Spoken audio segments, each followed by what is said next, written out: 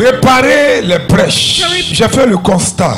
Et c'est ça que je vais essayer d'en parler. Selon une étude, c'est vrai qu'elle n'est pas scientifique, mais qui est le fruit de l'observation que j'ai eu à faire, toutes les personnes qui ont subi une délivrance, un exorcisme, et dont l'esprit de sorcellerie ou le démon a été expulsé de ces personnes après pour réussir dans la vie, c'est difficile. Vous allez entendre les Africains dire quelque chose dans leurs différentes expressions. Lui là, on l'a gâté. Quand on dit qu'on l'a gâté, généralement la personne est passée dans beaucoup de coins. Mais c'est à cause de ce que nous allons voir ce soir. C'est pourquoi il faut que tu sois très attentif. Parce que le tout n'est pas d'être délivré. Le tout n'est pas qu'on expulse le démon. Le tout n'est pas qu'on chasse l'entité. C'est très important de réparer les brèches. C'est pourquoi nous allons prendre un test. Ésaïe 58, verset 11 à 13. Le Seigneur sera toujours ton guide. Il rassasiera ton âme dans les lieux arides et il redonnera la vigueur à tes membres. Tu seras comme un jardin arrosé, comme une source dont les eaux ne tarissent pas. Les tiens rebâtiront sur d'anciennes ruines. Tu relèveras des fondements antiques. On t'appellera réparateur des brèches, celui qui restaure le chemin, qui rend le pays habitable. Si tu retires ton pied pendant le Shabbat pour ne pas faire ta volonté à mon saint jour, fais du sabbat tes délices pour sanctifier l'Éternel en le glorifiant. Et si tu l'honores en ne suivant point tes voies, en ne te livrant pas à tes penchants et à de vains discours. Mais revenons au verset 12. C'est à cause de ce verset que nous parlons de réparer les brèches. Il dit, on le lit encore très fort, les tiens rebâtiront sur d'anciennes ruines. Tu relèveras des fondements antiques. On t'appellera réparateur des brèches, celui qui restaure les chemins, qui rend le pays habitable. Ce que toi et moi devons savoir, peuple de Dieu, c'est que toute personne qui a subi une attaque spirituelle, une délivrance, un sort, un maléfice, un envoûtement, cette personne doit savoir que cette attaque-là est comparable à un acte de démolition d'une maison. Je dirais un acte de démolition de la personne attaquée. C'est un peu comme si une maison qu'on essaie de forcer en cassant pour avoir accès à l'intérieur. C'est ce que le démon fait. C'est ce que l'attaque spirituelle fait. C'est pourquoi notre divin maître va dire que lorsqu'un démon est chassé, l'esprit impur qui est sorti de l'homme, il va dans les lieux arides, il cherche du repos et puis ne trouve pas. Alors il dit, je retournerai dans ma maison d'où je suis sorti. Et quand il arrive, il a tout vide, balayé et orné. Et il dit, va prendre 7 autres démons et la situation de la personne s'empire. Parle pas de notre corps comme étant le temple du Saint-Esprit. Voyez que notre divin m'a dit que l'esprit impur, et je retournerai dans ma maison. Or, une maison qui n'appartient pas à un braqueur, un voleur, souvent quand il veut y entrer, qu'est-ce qu'il fait? Il force la maison. Ce qui l'intéresse, c'est pas la maison. Ce qui l'intéresse, c'est ce qui est à l'intérieur de la maison. Notre âme. C'est pourquoi il faut l'écrire qu'une attaque spirituelle, je vais insister, ressemble à un acte de démolition. Pourquoi? Parce que notre corps, notre être est une maison. C'est le temple du Saint-Esprit. Vous comprenez que la violence qu'opère par exemple l'esprit de sorcellerie ou un démon quand on l'expulse d'une personne, cette violence est tellement brutale. On le voit un peu dans les délivrances auxquelles on a assisté physiquement dans notre commission. Donc cette délivrance-là est tellement violente que normalement c'est obligatoire, après que le démon soit expulsé, qu'on procède à une reconstruction. Parce que quand il sort, il casse la maison, il blesse la maison.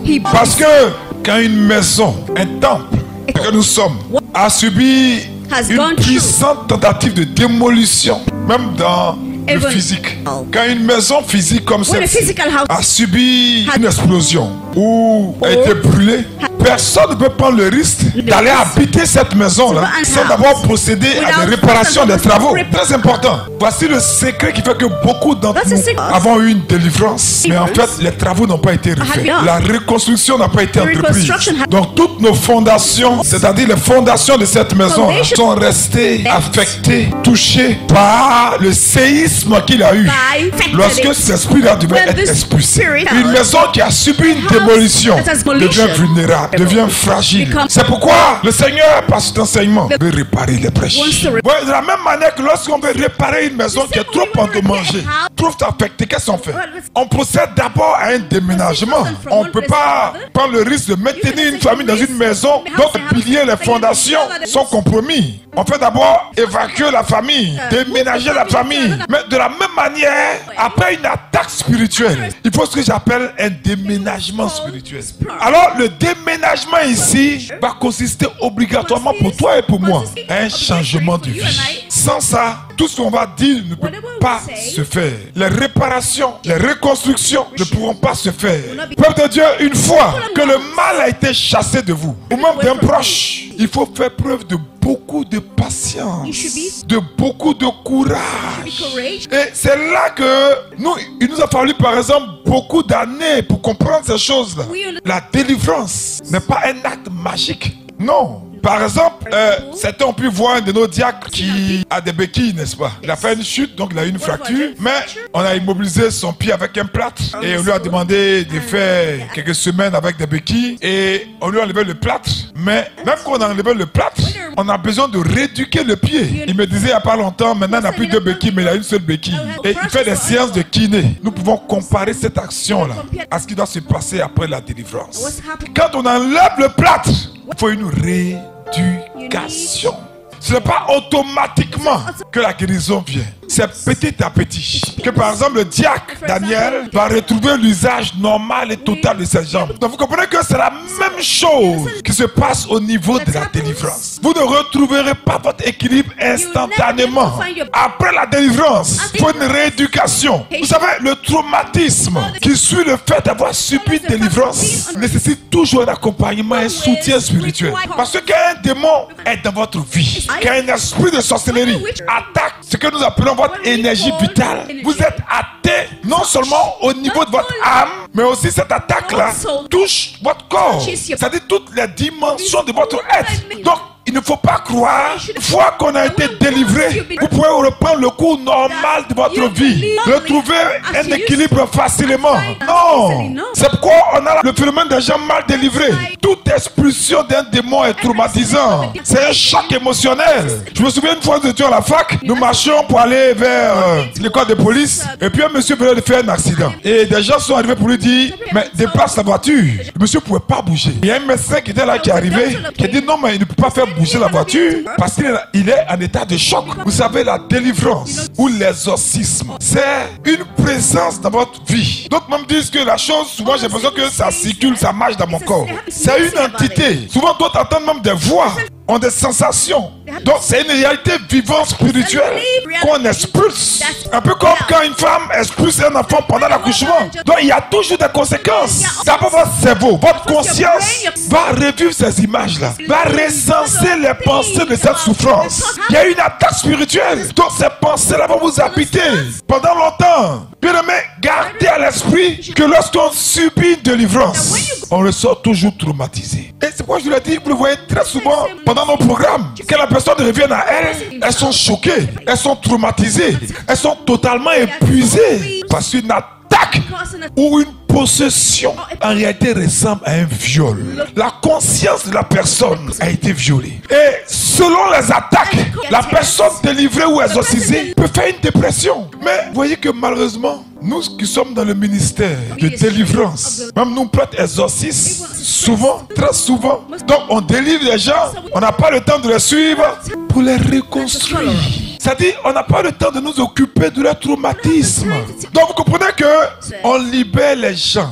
Et ces gens-là sont totalement vulnérables et dépressifs. Et on les relâche dans la nature. Et quelle est la réalité? La personne, par exemple, peut aller en entreprise, dans son lieu de travail, et malheureusement, la société ne fait pas de cadeaux aux gens. La pression, le stress, toutes ces choses font souffrir. La personne peut avoir son activité, il y a le stress et la pression. La personne peut même subir encore une attaque des mêmes personnes qui sont dans le lieu, des mêmes personnes qui sont dans le village, dans le marché, qui l'ont attaqué, avec une dose d'attaque encore plus virulente, mais elle n'a pas eu le temps de la reconstruction. La société ne nous fait pas de cadeaux, sans compter que les tentations sont encore présentes. Et donc on laisse des gens dépressifs, des gens totalement abattus. Et ces personnes-là retournent souvent sous le contrôle de ces esprits-là. Si vous avez subi une délivrance, si votre frère, votre soeur, votre conjoint, un ami a subi une délivrance ou un exorcisme, il doit avoir un temps nécessaire pour faire des réparations. Ces réparations dans votre vie sont importantes. Pourquoi? Parce que forcément, vous allez souffrir de dysfonctionnement à tous les niveaux. Au niveau émotionnel, au niveau mental. Et même au niveau physique, moi j'ai vu des personnes qui après une délivrance, le choc était tellement violent que ces personnes-là ont été bègues pendant un certain temps. Elles ont bégayé. Vous voyez comment l'impact peut aller jusqu'à ce niveau-là? C'est pourquoi j'ai une bonne nouvelle pour vous quand même. En plus de la délivrance, de la guérison, de la prophétie, si Dieu nous a fait exorciste et puis ministre de la délivrance, par sa grâce, il nous a donné le privilège d'endosser aussi un rôle de conseiller, de psychologue, de suivi pour réparer les brèches. Donc, on va commencer à prendre soin de ces personnes pour que les personnes retrouvent leur équilibre émotionnel. On a vu des cas où les personnes ont subi une délivrance et les semaines qui ont suivi, c'était l'insomnie. Ils ont failli entrer dans la dépression. Parce qu'il y a des esprits qui sortent. Ils créent un environnement spirituel que j'appelle les brèches. Peuple de Dieu, il faut le savoir. Donc, tant qu'on n'a pas colmaté par la prière, par des actes prophétiques et par des éléments spirituels, beaucoup me diront, mais pourquoi dans l'espace réservé aux hommes d'affaires, business gathering? Parce que la vérité est celle-ci. Ce sont, comme je l'ai dit tout à l'heure, les hommes d'affaires, ceux qui travaillent, ceux qui soutiennent leurs familles, qui sont la cible des attaques démoniaques, qui sont la cible des tentatives d'envoûtement. Et comme je l'ai déjà dit à plusieurs reprises, on ne jette des pierres qu'aux arbres qui sont chargés de fruits. Mais quelles sont ces choses à faire pour réparer les brèches? Et on m'a envoyé de nombreuses personnes. On m'a dit oui, telle personne a fait son exorcisme. Et comme nous tous on n'a pas de temps, la personne ne s'est plus retrouvée. On dit mais cette dame était dynamique, mais à un moment donné, maintenant là elle s'assoit dans un coin et puis elle pleure seule. On n'a pas réparé les brèches. Telle personne a été envoûtée à cause de son mari. Elle a perdu son travail suite à un envoûtement. Telle personne a tombé malade suite à une attaque spirituelle. Mais même dans sa santé, elle ne se retrouve pas. Pourtant il n'y a plus de maladie. Mais son énergie est vide. Comment réparer les brèches quand l'attaque démoniaque a démoli notre être intérieur? Paul dit, ne perdons pas courage. Parce que alors même que notre homme extérieur se détruit, notre homme intérieur se renouvelle de jour en jour. C'est en reconstruisant l'homme intérieur que l'homme extérieur retrouve ses couleurs. J'ai vu des femmes, leur teint a changé. Des femmes claires qui ont viré au noir. Mais après un suivi, parce qu'à la vie on avait un peu de temps, elles ont retrouvé leurs couleurs. Donc c'est de cette reconstruction-là, de cet homme intérieur, que nous allons approfondir maintenant. Peuple de Dieu, réparer les brèches, c'est quoi? C'est réparer tous les dysfonctionnements, aussi bien émotionnels, spirituels, psychologiques, et je le dis même physiques, à la suite des attaques que nous avons subies. Je vous l'ai déjà dit, une fois les démons et les sorciers, quand ils savent que vous êtes chrétien et que si vous fréquentez un ministère de guerre comme le nôtre, ils savent qu'ils ne peuvent pas rester longtemps en vous. Donc qu'est-ce qu'ils vont faire? Ils vont lancer plusieurs attaques spirituelles. Parce qu'ils savent qu'on va les chasser. Mais ils s'en foutent. Vous comprenez pourquoi? Et les gens, on fait la délivrance lundi, demain qu'on les délivre. Ils savent qu'ils vont partir. C'est pas le fait de les chasser là qui les effraie. Mais ils veulent démolir la structure au maximum. Et après, ils ne reviennent plus. Parce qu'ils savent que si vous n'avez pas la révélation de comment réparer, construire les brèches, même s'ils ne peuvent pas continuer à vous posséder, comme disent les Ivoiriens, ils vont vous gâter à jamais. Mais j'arrête le projet sur votre vie ce soir au nom de Jésus. Beaucoup disent, mais mes affaires ne décollent pas. C'est vrai que j'ai eu ma délivrance, mais j'arrive pas à avancer. Même ma carrière, etc. Rien ne marche. La maison a été démolie, mais on n'a pas fait les réparations nécessaires. C'est ce qui arrive à beaucoup d'entre nous. Et donc, on n'arrive pas à se relever après un envoûtement qui, par exemple, entraînait un divorce, une maladie, même une perte d'emploi. Qu'est-ce qu'on doit faire pour réparer les brèches après une attaque du malin? Il y a une chose fondamentale, primordiale, principale, pour pouvoir réparer les brèches de nos vies. Vous avez vu ce que Isaïe a dit? Il dit, les tiens rebâtiront sur d'anciennes ruines. Tu relèveras des fondements antiques. On t'appellera réparateur des brèches. Celui qui restaure les chemins, qui rend le pays habitable, qui rend la vie possible. Bien-aimé, Isaïe est clair. Si les brèches n'ont pas été réparées, le pays n'est pas habitable. C'est ce que j'essaie de vous dire. Nous faut réparer les brèches pour rendre nos vies meilleures. Si nous voulons reconstruire après une attaque des démons et des sorciers, c'est vital d'accorder le pardon. Si vous ne pardonnez pas à la personne qui a voulu vous détruire, vous n'irez pas loin. Pardonner à la personne ou aux personnes, mais aussi comme deuxième mouvement, se pardonner à soi-même. Si vous ne le faites pas, si ces deux mouvements du pardon ne sont pas réalisés, la plaie ne va pas cicatriser. Vous comprenez pourquoi beaucoup n'avancent pas dans la vie? Quelqu'un m'a dit, aujourd'hui, à mon plus grand regret, c'est pourquoi j'ai marié cet homme-là. Tu n'es pas encore cicatrisé. Même si elle a pardonné à cet homme-là, elle ne s'est pas pardonnée elle-même. Donc, peuple de Dieu, il n'y a pas quelqu'un qui n'ait pas subi d'attaque spirituelle, ça n'existe pas. Tout dépend de ta capacité de discernement pour ne pas tomber dans les pièges du péché, de l'orgueil, de l'argent, du sexe. Et c'est cette capacité de discernement-là qui fait que l'attaque est plus ou moins grande, puissante ou moindre. Comprenons ces choses-là. Et laissez-moi vous dire, il nous faut pardonner. Quand on a fait votre délivrance, ou même quand on a libéré une prophétie sur vous, et que vous prenez conscience que tout ce que vous avez vécu, ou même tout ce qui vous est arrivé, ce sont les attaques des sorciers, des démons qui ont réalisé ça. La première des choses qui vous anime, et ça nous tous, nous l'avons vécu, c'est la colère, c'est une révolte. Mais il faut pardonner. Écoutez-moi bien. Moi-même, quand je m'étais rendu compte que l'esprit de sorcellerie avait attaqué ma jeune carrière dans les grands cabinets internationaux, mais comme tout homme, j'étais animé d'une grande colère et d'un désir de vengeance. Vous voyez, ce mouvement naturel de révolte, comme cette situation que tu vas ressentir comme une injustice ou même comme une grande méchanceté, cette colère qui t'habite là, c'est normal. Ça dit qu'en parole, en acte, tu vas réagir. Et souvent même, tu vas réagir de manière violente, de manière impulsive. Donc cette colère-là, cette révolte intérieure, dis à ton voisin, c'est normal. Mais si nous ne traitons pas cette colère et que nous la laissons grossir, là où c'est dangereux, c'est que comme une plaie qui s'infeste, cette colère qui n'a pas été traitée ou gérée va se transformer en ressentiment. C'est-à-dire que vous allez vous souvenir chaque fois, vous allez ressasser chaque fois avec beaucoup de haine, avec beaucoup d'animosité, tout le mal, tout le tort qu'on vous a fait. Et ça va tellement imprégner votre mental. C'est comme si vous étiez possédé par le désir de vengeance. Vous allez avoir une telle envie de vengeance. Là, on est à la colère, on est passé au ressentiment. Mais du ressentiment, vous allez entrer maintenant dans la haine. C'est-à-dire que vous serez animé de sentiments tellement violents. C'est tellement violent que quand la personne arrive, ta tension monte. Et là, la haine est telle que vous voulez du mal à cette personne. Et cette haine va vous rendre agressif. Et désormais, les injures, les médisances, on va chercher à offenser ces personnes. On peut même passer à des actes violents d'attaque démoniaque. Et c'est comme ça que nous aussi, nous entrons dans la sorcellerie.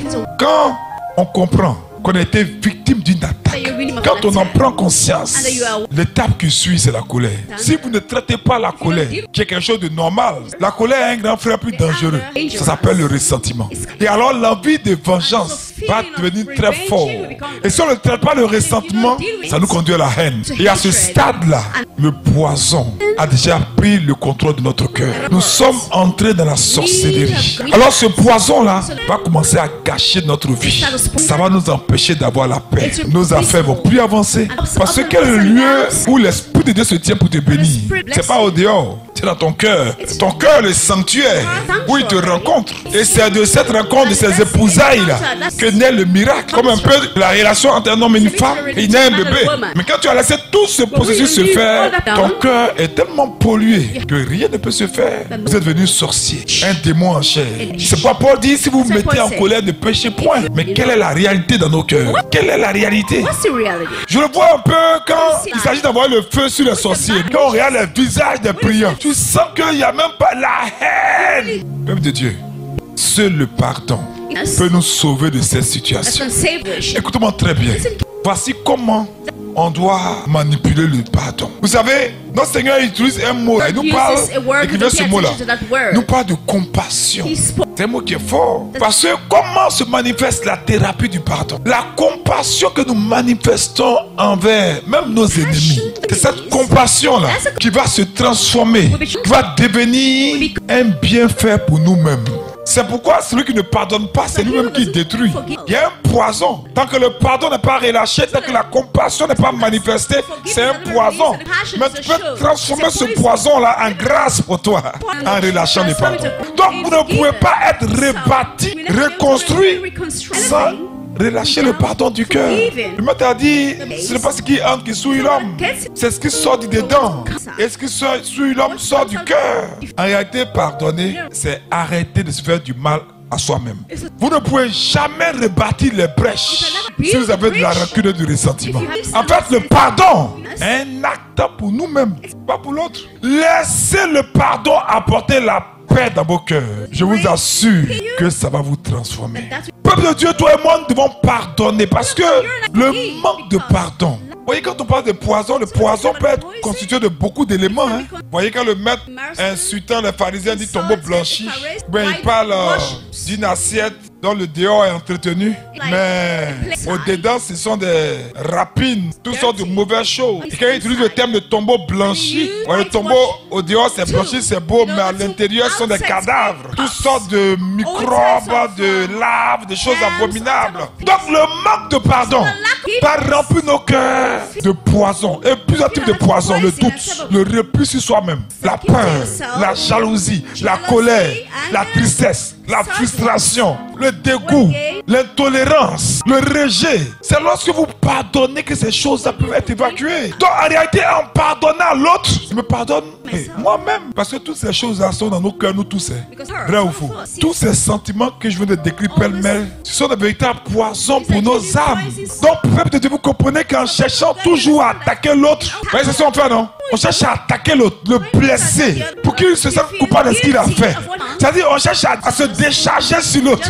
Mais quand tu le fais, c'est toi-même qui te détruis petit à petit. Notre libération ne peut s'opérer que par le pardon. Vous comprenez pourquoi le maître lui-même nous a appris en disant pardonne-nous nos offenses, comme nous aussi nous pardonnons à ceux qui nous ont offensés. Ailleurs il va dire, vous avez appris, tu aimeras ton prochain et tu haïras ton ennemi. Mais moi je vous dis, aimez vos ennemis. Bénissez ceux qui vous maudissent. Faites du bien à ceux qui vous haïssent. Et priez pour ceux qui vous maltraitent et qui vous persécutent. Peuple de Dieu, vous tous qui nous suivez par le monde entier, le pardon permet de reprendre le volant de sa vie. Et aussi, le pardon permet de reconnaître celui qui t'a offensé comme un homme qui est toujours capable de se convertir, d'être meilleur, de renouer avec le bien. Le monstre, c'est pas lui, hein? Le monstre là, c'est ce qui est tapé dans ton cœur. Réparer les brèches. Donc vous comprenez pourquoi dans le christianisme, la Bible a érigé le pardon en loi suprême. Le maître nous a dit ne juge point, afin que vous ne soyez point jugés. Donc vous comprenez pourquoi lorsque Pierre voulait d'abattre sûrement Jean, parce que Jean était le plus petit, il veut poser la question à Jésus, Seigneur, jusqu'à combien de fois dois-je pardonner à mon frère? Jusqu'à 7 fois. Mais quelle réponse le maître lui a donné? Non, pas jusqu'à 7 fois. Il dit jusqu'à 77 fois, 7 fois. Voyez ce qui est difficile dans le pardon. Ça, je vous le concède. Et c'est là la suite diable pour pas que nous réparons les brèches. Ce qui est difficile et même subtil, c'est que lorsque une personne offensée, blessée, délivrée, comprend ce message et qu'elle est sur le point de pardonner, elle va subir le rejet des autres. Souvent, c'est ça qui est difficile. Vous savez, aujourd'hui, laissez-moi vous dire, le pardon est un enjeu fondamental pour les familles africaines. La prospérité, le développement, la croissance dans nos familles est déterminée par le degré de pardon pratiqué et vécu dans nos familles. Les familles où il y a beaucoup de haine, il n'y a pas de réconciliation, il n'y a pas de développement, il n'y a pas de croissance, il n'y a pas de réussite, il n'y a pas de promotion, il n'y a pas de voyage. Il n'y a pas de mariage. Et ça, les sorciers et les démons le savent. C'est pourquoi le maître a dit, soyez des artisans de paix. C'est pourquoi très souvent, avant de vous attaquer, ou même pendant qu'ils vous possèdent, qu'est-ce qu'ils font? Ils créent des blessures de la famille, des palabres et des incompréhensions, pour qu'une fois les murs de votre vie démolis ou ébranlés par les attaques, vous ne puissiez plus vous retrouver. Parce que le pardon n'est pas vécu, pratiqué dans votre famille. Le pardon n'existe pas dans votre famille. Vous n'avez pas grandi dans le pardon. On ne vous a pas appris le pardon. Et donc vous grandissez dans la haine. Mais ce soir, Jésus vient à ta rencontre. Ce soir, pour terminer sur ce premier pilier pour rebâtir les brèches de nos vies que le diable a démolies, je vais parler des étapes du pardon. Parce que beaucoup m'ont dit, mais comment on va faire? Si toi et moi nous suivons les étapes là, les brèches seront colmatées facilement. Les murs seront reconstruits facilement. Parce que le pardon est un matériau puissant. C'est pourquoi la première des choses, quand vous avez été victime d'attaques spirituelles et que vous avez subi une délivrance ou un exorcisme, utilisons cette arme formidable de reconstruction qu'est le pardon. Ça, on est d'accord. Mais comment utiliser le pardon? Quelles sont les étapes du pardon? Non, soyons plus concrets. Vous savez, quand on veut reconstruire un mur qui est tombé, je passe sous le contrôle de l'ingénieur Conan. On prend du sable, on mélange souvent avec un peu de gravier, on fait le béton de propriété, et ça a du fer, et puis maintenant on met les briques, et puis on colmate avec pour que ça tienne. Pour ce qui est du pardon, si nous voulons utiliser le pardon pour nous reconstruire, pour reconstruire nos vies, la première des choses, et ça j'aime vous le dire franchement, c'est de sortir du rôle de victime. je vais être un peu dur avec toi. Hein. Mais tu ne seras pas la première personne, ni la dernière personne qu'on va blesser. Qu'un homme va laisser, qu'un mari va frapper, qu'un sorcier va attaquer. Donc arrêtons-nous de nous enfermer dans le rôle de victime. Parce qu'en vérité, beaucoup de personnes qui refusent de pardonner, quand vous les suivez bien, c'est comme si ces personnes prennent une sorte de plaisir dans le fait de ne pas pardonner. C'est-à-dire, ils sont contents de jouir de cette haine dans leur cœur là. Et il y a même certaines personnes qui utilisent leurs blessures même comme une excuse pour justifier leurs échecs et pour ne pas avancer dans la vie et pour ne pas prendre leurs responsabilités. Donc tiens ton voisin, arrête de pleurnicher. Arrête d'être un bébé. Et sur tes larmes, pardonne et puis avance. Non, mon mari m'a trompé, je souffre. Arrête d'être tes enfants. Ma grâce m'a dit que ça fait mal. Pas arrêter ça. Mais j'attends tellement de choses. Et ma tante là, donc c'est elle qui m'a attaqué comme ça. Alors que c'est moi qui m'occupe d'elle. Chaque mois, je lui envoie de l'argent. Je vais rien lui envoyer. Là, ils vont te tuer même maintenant. Je vais te dire pourquoi. Et les chrétiens sont tellement émotionnels, charnels. Parce que tu oublies que, même si c'est une sorcière, c'est elle qui t'a élevé. Si tu ne l'honores pas à être bien, tu tombes non pas sous une malédiction des hommes, mais une malédiction de Dieu. C'est-à-dire, honore ton père et ta mère afin que tes jours soient nombreux et que tu réussisses. Ah, je lui envoie de l'argent, elle m'attaque. Mais l'oncle là, c'est moi qui me coupe de tous ses enfants. Après, je t'ai dit, hein, c'est moi qui fais tout pour la famille. Non, il est méchant, il est méchant. Je n'ai jamais lui pardonné. Mais regarde-toi, regarde ta vie. Qu'est-ce qui avance depuis que tu dis ça là? Tu es en Europe, en Italie, partout depuis combien d'années? Rien n'avance de bon ni derrière. Bien-aimé, c'est important. Très très important. Sinon notre vie ne va pas avancer. Alors je vais vous donner un exercice important. L'exercice ça s'appuie sur un test de la Bible que les Juifs récitent chaque année à la fête de Yom Kippour, la fête de ce qu'ils appellent le grand pardon. Et je vais terminer en vous disant ceci. Si les Juifs qui ont suivi l'Holocauste, vu leurs parents être brûlés, transformés en pâte, dentifrice, pommade, si les Juifs qui ont subi toutes sortes de déportations peuvent pardonner, toi t'as fait quoi? Et donc chaque année, à cette grande fête du pardon, ils proclament ce verset-là pour apprendre aux fidèles à pardonner. Et voilà l'exercice que je vais vous donner. Écrivez maintenant. Vous prenez le livre de Jonas. Vous savez pourquoi les Juifs prennent le livre de Jonas? Parce que Ninive était condamné par Dieu à cause du péché, n'est-ce pas? À cause de l'abomination. Et Jonas allait annoncer, il ne voulait pas au début, mais après Dieu l'a contraint par la baleine. Quand il est sorti, il allait annoncer. Et quand Jonas est parti, après les Ninivites ont commencé à se repentir. Et Dieu a changé la sentence. Donc pour dire que Dieu, quelle que soit la situation, quand tu relâches le pardon, peut changer sa décision te concernant. Donc vous allez lire le livre de Jonas. Voilà comment on va le faire en tant que prophète. Et fils et filles de prophète. Et guerrier de prière. Vous allez lire le livre de Jonas en vous regardant dans un miroir. Et vous commencez à lire le livre de Jonas. Pendant que vous regardez dans le miroir, regardez de temps en temps l'expression de votre visage. Et commencez à relâcher la parole du pardon vis-à-vis des gens qui vous ont blessé. Vous pouvez le dire à haute voix. Vous répétez leur nom. Et il faut répétez les histoires qui vous concernent avec ces personnes dans les détails. Par exemple, tonton Paul, ce jour-là j'étais petit, il y avait 2 ans, il pleuvait. Je m'a donné un cocotin, ça m'a fait mal, je ne t'ai pas pardonné. Tout ça, il faut dire à haute voix. Et pendant que vous regardez, vous allez voir tonton Paul venir. Dans votre esprit, vous allez voir ça. Il faut lui relâcher le pardon, il faut le bénir. Il faut tout terminer quand vous finissez de ressasser ces histoires, de les ramener, de terminer par tonton Paul, je te pardonne, je t'aime. Tonton Paul, je te pardonne, je t'aime. Faites comme si c'était en face de vous dans le miroir. En regardant l'expression de vos visages, vous allez vous voir vous-même. Parce que je l'ai dit, ne l'oubliez pas. Pardonner aux autres, c'est se pardonner à soi-même. Pour tous ceux qui nous suivent en direct, voici l'une des raisons cachées pourquoi vos affaires n'avancent pas, votre vie n'avance pas, vous n'arrivez pas à vous marier, vous êtes toujours sur une blessure. Dieu a des maris de nuit, ils sont déjà partis, mais vous n'avez pas pardonné à cette personne qui vous a blessé, qui vous a humilié, à ces événements qui ont été durs. Même quand quelqu'un réapparaît dans votre vie, ces haines surgissent et puis tout se gâte encore. Vous n'avez pas encore fait preuve de dépassement. Priez avec moi, en mettant la main droite sur votre cœur, dans votre aisselle, et vous répétez tout doucement. Seigneur Jésus. Seigneur Jésus. Ce soir, j'ai entendu ta parole. Ce soir, j'ai entendu ta parole. Et je me suis rendu compte. Et je me suis rendu compte.